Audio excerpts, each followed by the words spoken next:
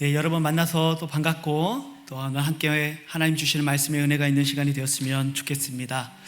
오늘 이렇게 찬양을 했고 또 성가대 찬양을 하면서 참 이렇게 가슴이 뜨거웠습니다. 이렇게 어쩌면 오늘 말씀과 이렇게 참 찬양과 성가대 찬양의 주제가 이렇게 맞는지 좀 하나님의 인도하심과 또 은혜와 위로가 있는 것 같아요. 어려운 일 당할 때 예수만 의지하리, 또 난 예수로 충만하네, 세상 모든 풍파도 두렵지 않네, 이러한 찬양들이 오늘의 말씀과 참 이렇게 연결되는 것 같습니다. 여러분들의 삶을 한번 돌이켜 보십시오. 요즘에 여러분들의 마음을 가장 염려하게 만드는 일들이 있다면 여러분 그것은 무엇입니까?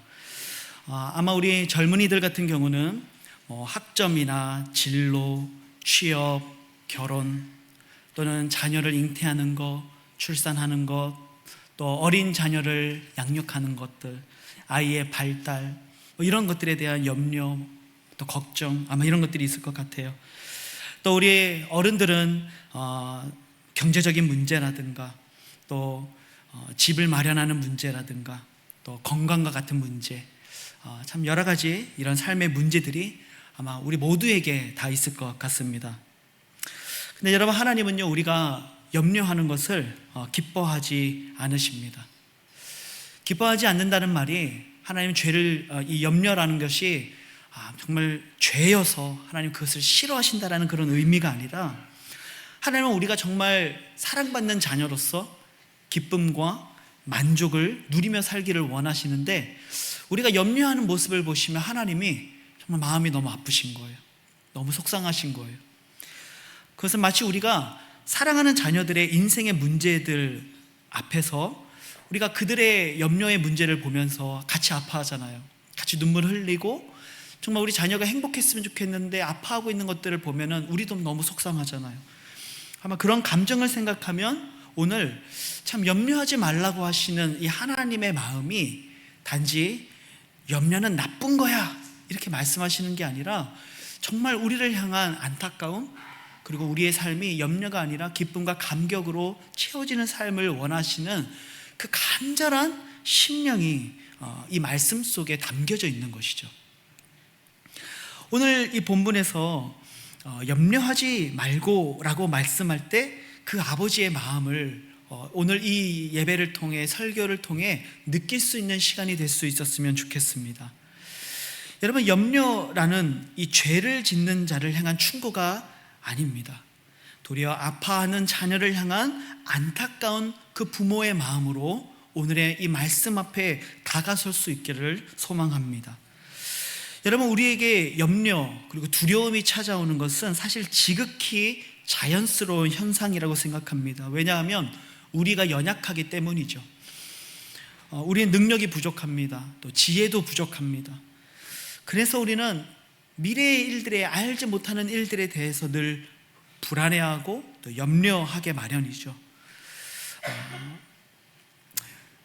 그런데 우리가 이 염려의 마음이 드는 그 자체로 나는 참 믿음이 부족한 사람인 것 같아, 왜 또 염려하지? 이렇게 자신을 믿음이 연약한 사람으로 인식한다거나, 또는 이 믿음을 염려하는 것을 단지 어떤 불신앙적인 죄로 여겨서 막 죄책감을 갖는다는 것은 저는 좀 합당치 않다고 생각합니다. 왜냐하면 우리는 연약한 존재이기 때문에 당연히 염려라고 하는 감정이 찾아올 수밖에 없기 때문이죠. 그래서 마치 뭐와 같냐면 에베소서 4장 26절에 보면 이런 말씀이 있어요. 분을 내어도 죄를 짓지 말며 해가 지도록 분을 품지 말아라. 그러니까 이 말은 우리 안에 분노가 찾아올 수 있다는 얘기를 하죠. 하지만 그 분을 품는 것 자체가 문제가 아니라 이 분을 가지고 죄를 짓고 믿음으로 반응하지 못하는 그의 삶이 문제라는 것이죠. 마찬가지겠죠. 우리의 삶에 염려, 걱정, 두려움, 불안함, 여러분 이런 것들은 언제든지 찾아올 수가 있죠.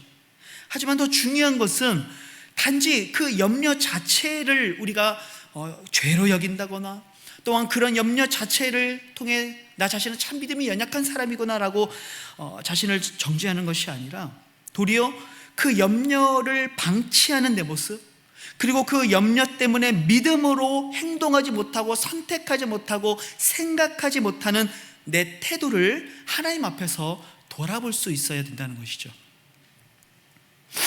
본문에서 말하는 이 염려라고 하는 단어가 어떤 어원을 가지고 있냐면 나누다, 분리되다, 분할하다 이런 이제 의미를 가진 단어예요. 그래서 이런 원어적인 의미를 가지고 이 염려를 해석을 해보자면 염려는 무엇이냐면 우리의 마음이 분산되어 버리는 것, 갈라지는 것, 이것이 염려라고 오늘 성경이 우리들에게 가르쳐주고 있는 거예요. 여러 가지 것들의 마음이 분산되죠. 양갈래로 백갈래로 마음이 막 나눠집니다. 이것도 잘 돼야 되는데 이거는 어떡하지? 저거는 어떡하지? 이 문제는 어떻게 하면 좋을까? 정말 많은 것들에 우리의 마음이 갈라지기 시작하죠. 그리고 그런 문제들 때문에 내 마음이 나누어지고 갈라지면서 본질적인 것들을 놓쳐버리기 시작하죠.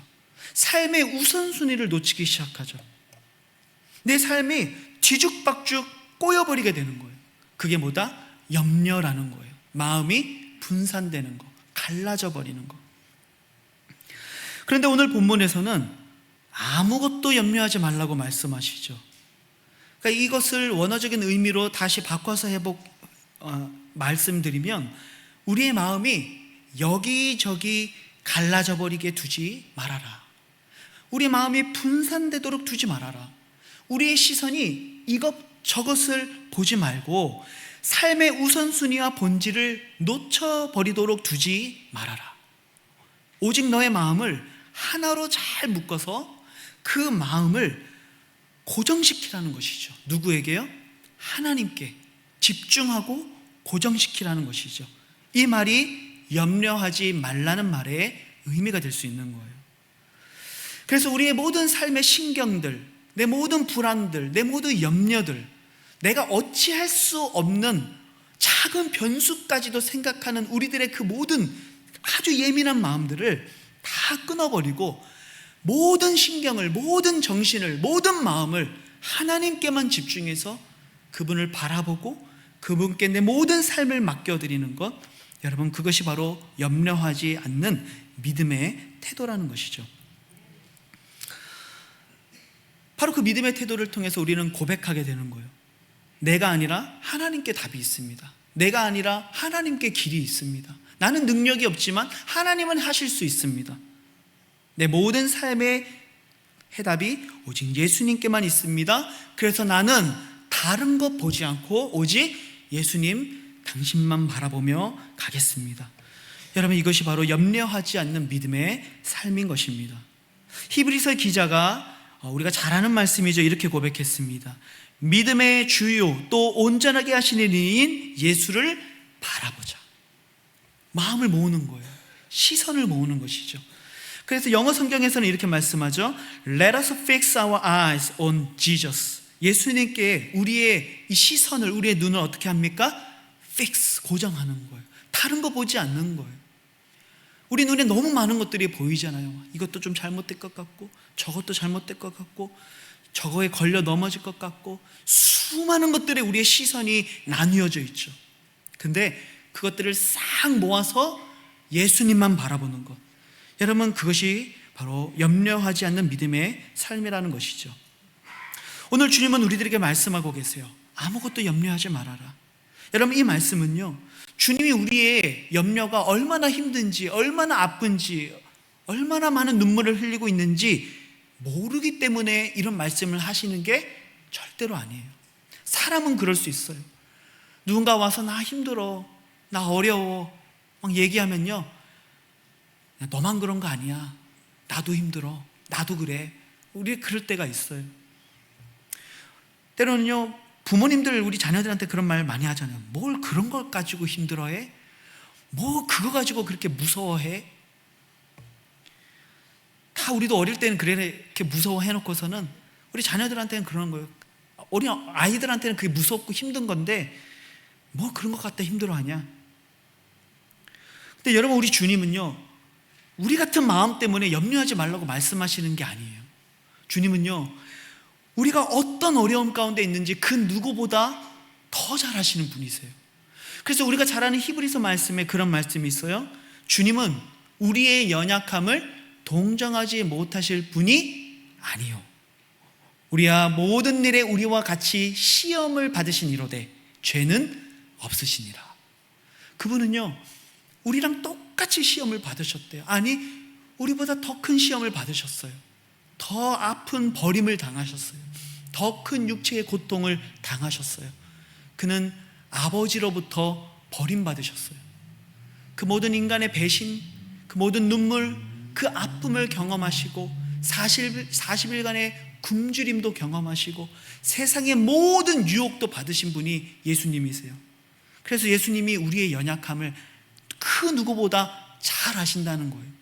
그래서 아무것도 염려하지 말라고 말씀하실 때 주님은요 뭘 그런 걸 가지고 힘들어해 그렇게 말씀하시는 게 아니라 맞아 나도 알아 네가 얼마나 힘든지 네가 무엇 때문에 눈물을 흘리고 있는지 너의 삶을 괴롭히고 있는 문제가 무엇인지 내가 그 누구보다 잘 알아.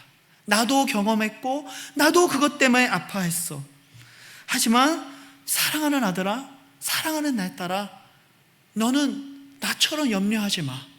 너는 나한테 맡기고 넌 쉬면 돼. 너는 누리면 돼.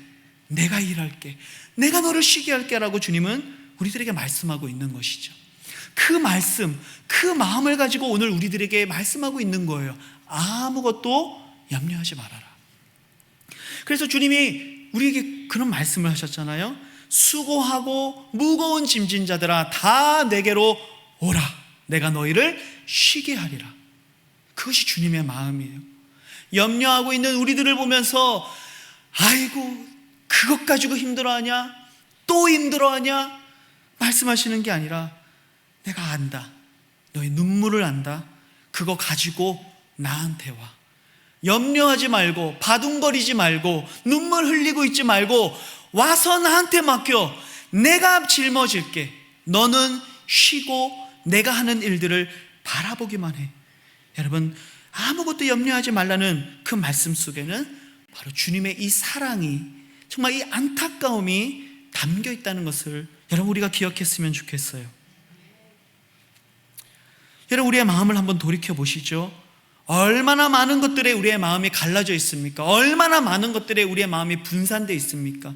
때로는 그것이 염려일 수도 있고요. 때로는 그것이 세상의 유혹일 수도 있어요. 내 시선을 뺏는 것들이 너무 많죠. 즐길 거리들, 오락거리들, 또 해야 될 일들, 걱정거리들, 아직 다가오지도 않은 수많은 미래의 여러 가지 일들, 이런 것들이 내 마음을 다 뺏어가고 있는 거예요. 근데 그때 하나님은요 우리의 마음을 하나님께로 온전히 고정시키기를 원하시는 거죠. 그런데 오늘 본문에 보면 하나님께 마음을 고정하는 믿음의 방법을 가르쳐 주세요. 그게 뭡니까? 하나님께 기도하는 거예요. 그래서 오늘 보면 6절 다시 한번 보시면 아무것도 염려하지 말고 다만 모든 일에 기도와 간구로 너희 구할 것을 감사함으로 하나님께 아뢰라. 이렇게 말씀하세요. 여러분 우리의 기도를 보통 내 마음의 소원을 구하는 것, 내 필요를 구하는 것으로 생각하죠. 맞습니다. 기도는 그런 것들을 포함하고 있어요. 여러분들이 필요한 것이 있을 때 구하면 돼요. 하지만 그것이 기도의 전부가 아닙니다. 그것이 기도의 본질은 아닙니다. 기도는 좀 더 본질적으로, 좀 더 근본적으로 볼 때 기도는요 하나님께로 마음을 모으는 과정이 바로 기도입니다. 내 생각과 내 뜻을 내려놓고 하나님의 뜻에 내 삶을 맡기는 과정이 기도라는 것이죠. 내 마음이 막 갈라져 있을 때 이것저것을 소망하고 이것저것을 기대하고 이것저것에 염려하고 있을 때 모든 것들을 모아서 하나님께만 집중시키는 과정이 바로 기도라는 거예요. 내 마음이 분산돼서 의지했던 많은 것들을 내려놓고 하나님만 의지하는 과정이 기도라는 것입니다. 그 예수님이 그렇게 기도하시죠. 주님, 아버지, 이 잔을 내게서 옮겨주십시오. 만약 할 수만 있다면 옮겨주십시오. 그것은 예수님의 마음이었어요. 근데 끝내 예수님은 이 기도를 통해 마음을 누구에게 집중합니까? 하나님께 집중하죠. 그래서 뭐라고 고백하셨어요? 그러나 나의 원대로 마옵시고 아버지의 원대로 하옵소서. 이것이 예수님의 기도의 고백이었죠. 그게 뭡니까? 내 모든 생각, 내 원함, 내 바램들, 내 마음을 뺏어갔던 모든 것들로부터 마음을 모아 하나님의 뜻을 구하고 하나님의 인도하심을 구하는 과정, 그것이 바로 기도의 본질이라는 것이죠.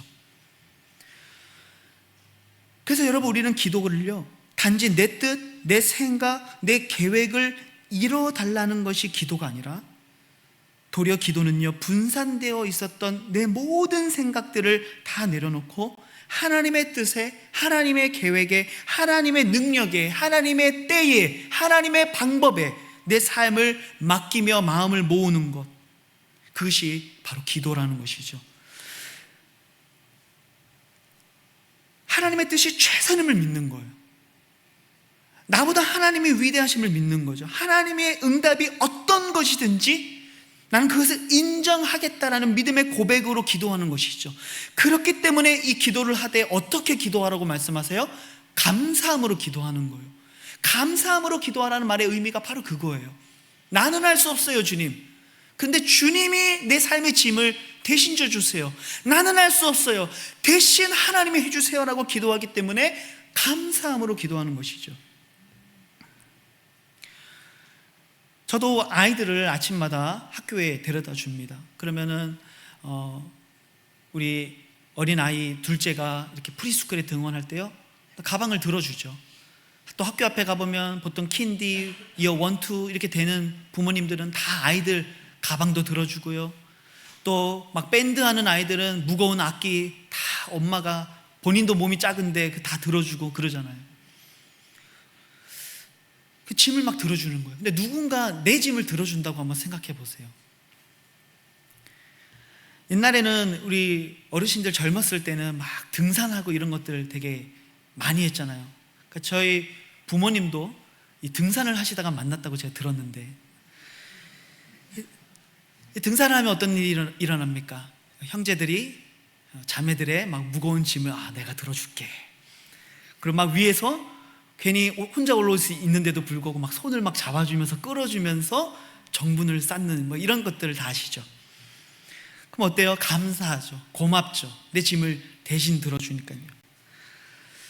저는 그런 경험은 없지만 막 드라마 이런 데 보면은요, 막 멋진 그 군대의 선임이 막 이등병의 그 군장을 대신 짊어지면서 끝까지 포기하지 마! 이렇게. 그렇죠? 그 감사한 거예요. 누군가 내 짐을 대신 지어준다고 한번 생각해 보세요. 얼마나 감사합니까? 여러분, 기도가 바로 그것이죠. 내 짐을 하나님께 맡기는 과정. 나는 아닙니다. 나는 답이 없습니다. 하지만 하나님께 답이 있고 하나님이 하실 것입니다. 나는 하나님께 모든 것을 내려놓습니다. 나는 쉴 겁니다. 그래서 감사함으로 기도하라고 하나님은 우리들에게 말씀하고 있죠. 근데 여러분, 사실 우리가 기도하면서도 마음이 많이 분산될 때가 너무 많아요. 여전히 불안하고 여전히 염려가 되는 거예요. 여전히 기도하면서도 나는 수많은 변수들을 예측하고 있고, 내가 하나도 바꿀 수 없는, 내 힘으로 할 수 없는 것들에 대해서도 나는 염려하고 불안해하고 원망하고 절망하고 있죠. 왜? 마음을 하나님께 모으고 있지 않기 때문에 그래요. 그냥 그건 기도가 아니라 그냥 내 계획, 내 뜻, 내 방법, 내가 정한 시간에 대한 인보이스를 써서 하나님께 들이미는 거죠. 이렇게 결제해 주세요. 근데 그렇게 안 되면 막 화나고요, 불안하고요, 하나님 원망되고요, 심지어 하나님 없다 그러고요.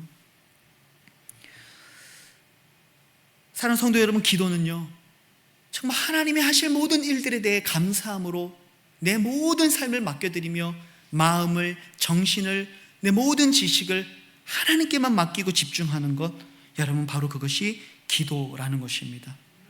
하나님은요, 우리가 그냥 염려하는 그 자체를 슬퍼하시는 게 아니에요. 우리가 부족하기 때문에, 연약하기 때문에 우리는 당연히 염려할 수 있죠. 하지만 하나님이 기뻐하시는 것은 뭐냐면 그 염려된 마음을 다 내려놓고 그냥 아빠한테 다 던지고 그냥 쉬기를 원하시는 거예요. 그 품에 안겨서 막 엉엉 울고, 그냥 하나님 나 이것 때문에 힘들었다고, 학교에서 누가 나한테 이런 얘기 했다고 막 아이들처럼 그냥 아빠한테 엄마한테 다 얘기하는 것이죠. 실로에서 한나가 그 답답한 마음을 하나님 앞에 마치 술이 취한 여자인 것처럼 그렇게 토로했던 것처럼 하나님 앞에 모든 걸 맡기고 쏟아붓는 것, 하나님께만 집중시키는 것, 여러분 그것이 염려하지 않는 믿음의 기도라는 것입니다. 저는 오늘 우리 사랑하는 성도님들의 삶이 여러분들의 삶에 있는 여러 가지 문제들, 아픔들, 그 모든 것들을 그 십자가 밑에 내려놓고 주님이 주시는 참된 안식과 기쁨과 자유를 고백할 수 있는 은혜가 있기를 우리 주님의 이름으로 축복합니다. 그래서 이 문을 나서서 돌아가셨을 때요, 마음이 시원하고 하나님 주시는 기쁨과 위로가 넘치는 시간이 될 수 있기를 우리 주님의 이름으로 축복합니다. 여러분, 우리가 하나님께 아무것도 염려하지 않고 모든 것을 맡길 수 있는 이유와 근거가 있습니다. 그게 오늘 보면 7절에서 이렇게 표현하고 있어요. 그리하면 모든 지각에 뛰어난 하나님, 하나님이 어떤 분이시라고요? 모든 지각에 뛰어난 하나님이라고 말씀하고 있어요. 하나님이 모든 지각에 뛰어난 하나님이시기 때문에 우리는 다 맡길 수 있는 거예요. 저한테 여러분들의 인생을 맡길 수 없죠. 저는 부족하니까요. 제가 그럴 능력도 안 되니까요. 근데 하나님은 그럴 수 있는 분이라는 거예요. 왜? 모든 지각에 뛰어난 하나님이시기 때문에. 여러분, 여기서 쓰고 있는 지각이라고 하는 이 헬라어는요, 마음, 지성, 이성, 이런 이제 의미를 담고 있는 단어예요. 특별히 이 단어는요, 인간의 사고, 또 인간의 인식의 능력을 나타내는 철학적인 용어입니다. 그래서 우리가 잘 아는 플라톤이나 아리스토텔레스 같은 철학자들이 이 단어를 사용하면서 인간의 이성적 사고와 정신적 능력을 표현했던 단어가 이 지각이라고 하는 단어예요. 그런데 하나님은 이 지각에, 모든 지각에 뛰어나신 하나님이다. 다시 말하자면 하나님은요, 우리 인간의 모든 이해와 인간의 모든 지성과 인간의 모든 이성과 우리가 생각하며 사유할 수 있는 모든 철학적인 사고를 뛰어넘으시며 초월하시는 하나님이시다. 우리 위에 계시는 하나님이시라고 성경은 말씀하고 있는 거예요. 위대하신 분이시죠. 전능하신 분이시죠. 모든 것을 알고 계신 하나님이시죠. 그래서 바울은 그 하나님의 지혜를 이렇게 찬송했습니다. 로마서에 보시면 깊도다 하나님의 지혜와 지식의 풍성하며 그의 판단은 헤아리지 못할 것이며 그의 길은 찾지 못할 것이로다. 인간이 아무리 지혜롭다 하더라도, 우리의 길이 아무리 높아 보인다 할지라도 하나님의 그 풍성한 지혜와 지식을 어느 누구도 헤아리지 못할 것이며 그 길을 찾을 수 없을 거라고 말씀하고 있는 거예요. 마치 2살짜리 아이가 어른들의 생각과 의도를 다 알 수 없는 것처럼 하나님은 우리 모든 지각보다 뛰어나신 분이라고 말씀하죠. 그래서 하나님께 내 삶을 맡길 수 있는 거예요. 여러분, 다른 누군가가 아니라 하나님께 우리의 삶을 맡겨야 되는 거예요. 시편 147편에서도 시인은 이렇게 고백했습니다. 우리 주는 위대하시며 능력이 많으시며 그의 지혜가 무궁하시도다. 이것이 바로 하나님이시죠. 여기 앉아 계시는 우리 사랑하는 자매 여러분들은 다 결혼하시면서 그래도 나름 내가 이 남자라면 내 인생을 맡길 수 있지 않을까라는 생각을 가지고 다 결혼하셨을 것 같아요. 근데 그러다 또 가끔은 후회할 때도 있고 뭔가 믿음지 못할 때가 있죠. 우리는 연약하기 때문에 그렇습니다. 하지만 하나님은 그런 분이 아니세요. 우리의 인생을 온전히 맡기실 수 있을 만하신 분, 모든 지각에 뛰어난 하나님, 그분의 지혜와 지식은 풍성하시며 어느 누구도 그분의 뜻을 헤아릴 수 없으며 그분은 위대하시고 그분의 능력이 많으시며 그분의 지혜는 무궁하신 분, 그분은 말씀만으로 온 우주와 만물을 창조하신 분. 그렇기 때문에 우리는 하나님께 내 삶을 맡길 수 있는 것이죠. 사랑하는 성도 여러분, 그 하나님이 우리의 아버지라고 말씀하세요. 그러면 우리는요, 그 아버지 앞에 맡기면 되는 거예요. 하나님 그것을 원하시는 거죠. 내가 막 바둥거리며 열심히 살아가는 모습이 결코 믿음의 모습이 아니라는 거예요. 부모가 원하는 모습은요, 자녀가 아빠 나 이것 좀 해줘, 아빠 나 이거 부족해, 하나님께 모든 것들을 맡기는 그 모습, 하나님은 그 사랑과 믿음을 원하시는 것이죠. 근데 우리는 너무 내려놓지 못하는 거예요. 여전히 눈에 보이는 게 너무 많아요. 너무 갈라져 있죠. 이것도 보이고 저것도 보이죠.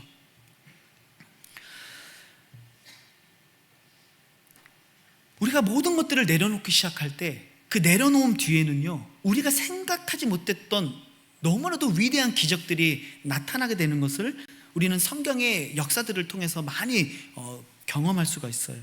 대표적으로 두 가지를 말씀드릴 건데요.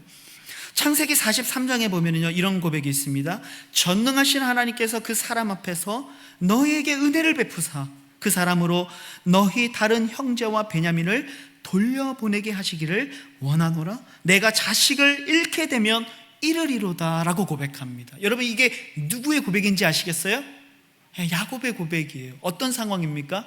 지금 애굽에 식량을 구하러 갔던 형제들 중에 시므온이 붙잡혀 있어요. 첩자로 오해받았어요. 너희가 베냐민을 데려오지 못하면 너희가 결코 이 시므온을 만날 수 없을 거라고 말씀했죠. 베냐민은 그 누구보다 사랑하는 아들이었어요. 왜? 요셉을 잃어버렸기 때문이죠. 마지막 남은 사랑하는 아들이에요. 마지막 남은 내 삶의 전부예요. 근데 야곱이 결국은 이 베냐민을 어떻게 하죠? 자기의 손에서 놓아버리는 거예요. 내려놓는 거예요. 내가 잃게 되면 잃으리로다. 여기 뭐가 고백되어 있습니까? 이제 내가 할 수 있는 것은 아무것도 없다는 거예요. 그러면서 뭐라고 고백해요? 전능하신 하나님 앞에서 너희에게 은혜를 베풀어 주시기를 원한다. 여러분, 이것이 염려하지 않는 마음을 하나님께로 모으는 과정인 거예요. 나는 할 수 없어요. 하지만 이제 내가 바랄 수 있는 것은 하나님의 은혜뿐입니다. 하나님만 길이 있고 하나님께만 해답이 있습니다라고 고백하죠. 여러분, 우리는 이 뒤에 일어나게 될 놀라운 기적을 알고 있어요. 베냐민을 내려놓고 하나님께 모든 것을 맡겼던 그의 내려놓음 뒤에는요, 무엇이 예비되어져 있었죠? 극심한 흉년으로부터 이 야곱의 가족을 구원하시는 하나님의 놀라운 구원의 역사가 그 내려놓음 뒤에 준비되어 있었던 거예요. 하나님이 그걸 준비하고 계셨던 거죠. 또 한 가지는 출애굽기에 나옵니다. 2장 3절에 보시면요, 더 숨길 수 없게 되매 그를 위하여 갈대 상자를 가져다가 역청과 나무진을 칠하고 아기를 거기 담아 나일강과 갈대 사이에 두었다. 여러분, 이건 어떤 상황입니까?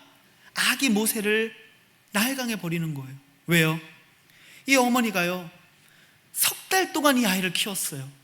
애굽 전역에 있는 이 히브리 민족의 남자아이를 다 죽이라고 바로가 명령했는데요, 석 달 동안을 숨긴 거예요. 그건 뭡니까? 석 달 동안은요, 여전히 내 힘, 내 지혜, 내 방법들을 가지고 버틴 거예요.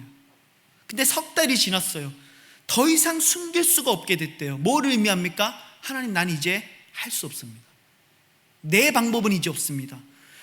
그래서 그가 할 수 있었던 방법은 뭡니까? 아이를 갈대 상자에 두고 저 나일강과 갈대 사이에 그냥 떠나 보내는 것밖에 없었던 거예요. 하나님께 맡기는 방법밖에 없었던 거예요. 근데 우리는 잘 알고 있죠. 갈대 상자를 내려놓은 그 내려놓은 뒤에는요, 하나님이 무엇을 준비하신 거예요? 이스라엘의 출애굽이라고 하는 위대한 구원의 역사를 하나님 다 준비해 놓으셨던 것이죠. 여러분, 바로 이 내려놓음 뒤에 하나님의 놀라운 일하심이, 놀라운 구원의 역사가 준비되어져 있는 거예요. 근데 우리가 이걸 알지 못하죠. 그러니까 날마다 내 마음이 분산되어져 있고 나뉘어져 있는 것이죠. 여러분, 오늘 이 말씀이 여러분들에게 도전이 되어서, 능력이 되어서 정말 나의 내려놓음 뒤에 내 모든 시선과 정신과 내 모든 그 예민함들을 다 내려놓고 하나님께 내 삶을 맡기며 내 삶을 하나님 앞에 드릴 때 이 구원의 역사가 나타남을, 출애굽의 역사가 나타남을, 흉년을 이기게 하시는 하나님의 역사가 나타남을 여러분 고백할 수 있는 은혜가 있기를 우리 주님의 이름으로 축복합니다. 모든 지각에 뛰어난 하나님이세요. 그 하나님 앞에 감사함으로 기도하시기를 소망합니다. 그리고 그렇게 기도할 때, 하나님 앞에 우리의 모든 삶을 맡겨드릴 때, 오늘 이 본문 7절에서는 우리에게 주시는 하나님의 약속을 이렇게 말씀하고 있습니다. 본문 7절입니다. 그리하면 모든 지각에 뛰어난 하나님의 평강이 그리스도 예수 안에서 너희 마음과 생각을 지키시리라. 우리가 기도할 때 하나님의 평강이 우리의 마음, 우리의 생각을 지켜주시겠다라고 말씀하고 있어요. 어떤 상황도 이겨낼 수 있도록, 어떤 상황이 와도 우리의 마음이 온전히 하나님께 고정될 수 있도록 우리를 지켜주시겠다는 것이죠. 물론 이 말씀이 단지 실질적인 해결책은 없이 그저 마음으로 네가 견딜 수 있게 해줄게, 네 마음 지켜줄게, 여러분 단지 그런 소극적인 의미의 말씀이 아닙니다. 여기에는요, 하나님의 강한 의지가 담겨 있는 거예요.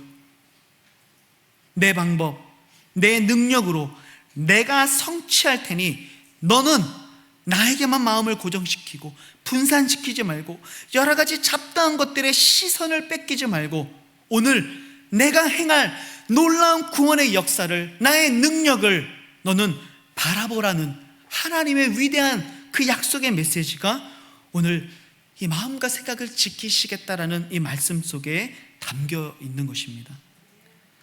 사랑하는 성도 여러분, 하나님을 향해 우리의 눈을, 우리의 시선을, 마음을 고정하고 하나님 앞에 모든 것을 맡겨드릴 때 하나님이 주시는 참된 평화와 기쁨을 누리실 수 있기를 우리 주님의 이름으로 축복합니다.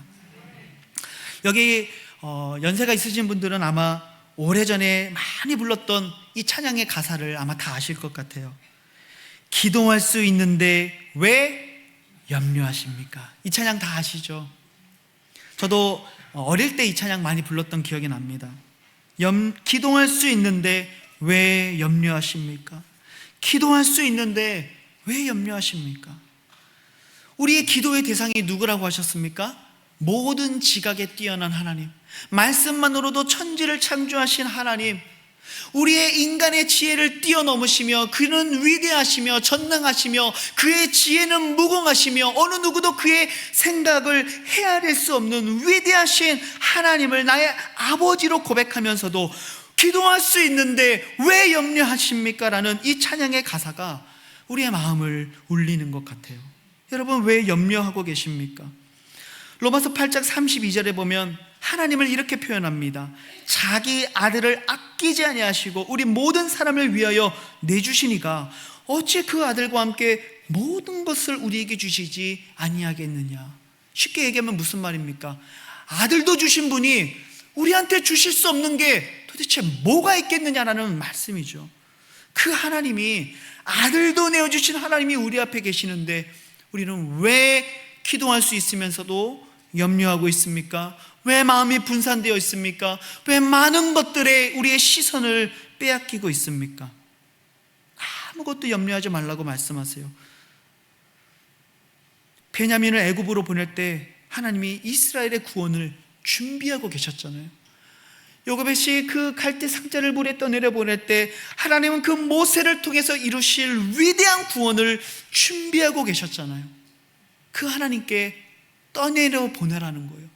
너의 손에서 놓으라는 것이죠. 하나님께 맡기라는 것입니다. 그러면 하나님 주시는 은혜가 있는 거예요. 예레미야 5장 24절에 보면은요, 우리에게 이른 비와 늦은 비를 때를 따라 주시며 이렇게 말씀하죠. 파종을 할 때 주시는 비가 있고요, 또 수확기에 풍성한 열매를 맺기 위해 내려주시는 비가 있습니다. 그걸 이른 비와 늦은 비라고 합니다. 이스라엘에는 이 이른 비와 늦은 비가 내려야만 반드시 풍성한 결실을 맺을 수 있었어요. 근데 하나님께서 이 이른 비와 늦은 비를 때를 따라 주신다는 거예요. 여러분, 우리가 고민한다고 비를 내리게 할 수 있습니까? 옛날에는 막 푸 하면은 어른들이 비 내린다고 그렇게 막 했었는데, 우리가 무슨 짓을 하더라도 우리가 하늘에서 비를 내리게 할 수가 있습니까? 아니요. 이건 하나님께 속한 일이잖아요. 근데 왜 우리는 비 때문에 염려하고 비 때문에 고민하며 바둥거리고 있죠? 아니요. 비를 주시는 분이 하나님이시라는 거예요. 하나님이 그 비를 준비하고 있다는 것이죠. 그래서 하나님께 모든 것을 맡기라는 말씀을 주고 있는 거예요. 히브리서 4장 16절에서도요, 때를 따라돕는 은혜를 얻기 위하여 은혜의 보좌 앞에 나아가라. 때를 따라돕는 은혜가 있다는 거예요. 그때마다 나에게 필요한 것들이 무엇인지를 하나님이 알고 계세요. 그리고 그 은혜의 보좌 앞에 나아오라는 것이죠. 맡기라는 것이죠. 하나님께 기도하라는 것입니다. 그러면 너의 뜻보다 위대한 나의 뜻으로, 너의 지혜보다 더 완전한 나의 지혜로 내가 너의 삶을 가장 선한 길로, 가장 위대한 길로 인도하시겠다는 약속을 오늘 우리들에게 하나님은 주고 있는 거예요.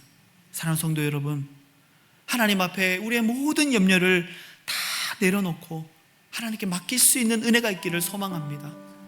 아파하지 마십시오. 눈물 흘리고 염려하지 마십시오. 기도할 수 있는데 왜 염려하십니까?